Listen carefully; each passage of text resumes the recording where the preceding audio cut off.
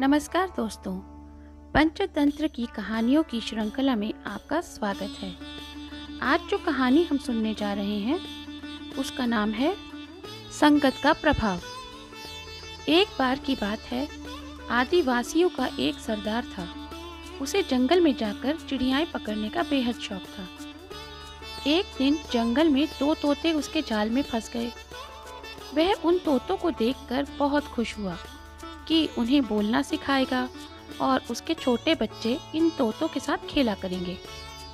जब वह दोनों तोतों को लेकर अपने घर लौट रहा था, तभी न जाने कैसे एक तोता उसकी पकड़ से छूटकर आसमान में फुर्र हो गया। राजा थोड़ी देर तक तो उसके पीछे भागा, फिर थक हारकर वह घर की ओर एक ही तोते को लेकर लौट चला। उस तोते को उसने अपनी बोली में बोलना सिखाया और केवल कुछ ही समय में तोता सरदार की बोली में बोलने लगा।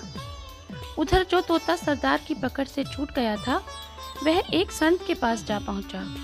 उसने तोते को पाल लिया और उसे पूजा पाठ के पवित्र मंत्र सिखाए। वह संत जंगल के एक छोर पर रहता था, तो आदिवासियों का सरदार दूसरे छोर पर।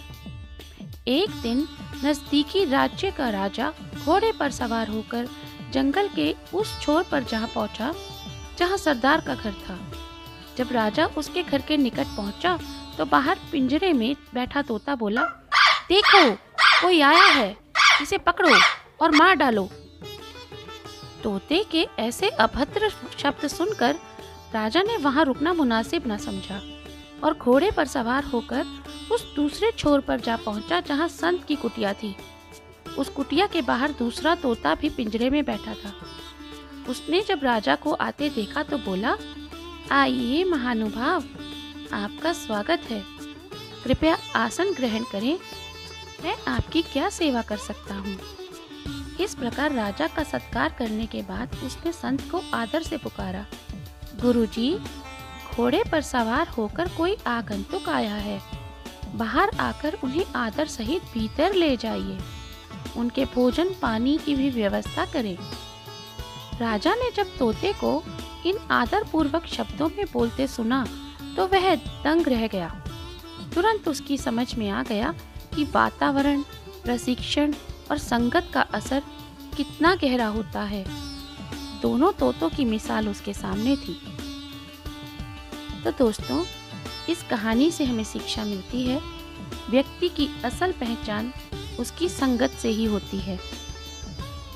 दोस्तों, आपको संगत का असर कहानी कैसी लगी, हमें कमेंट सेक्शन में अवश्य बताएं। और अगर आपको यह पॉडकास्ट अच्छा लगा हो तो वीडियो को लाइक ज़रूर करें और शेयर भी करें। पंचतंत्र की अन्य कहानियाँ सुनने के लिए सीरीज़ के साथ जुड़े रहें। मिलते हैं अगली कहानी में। धन्यवाद।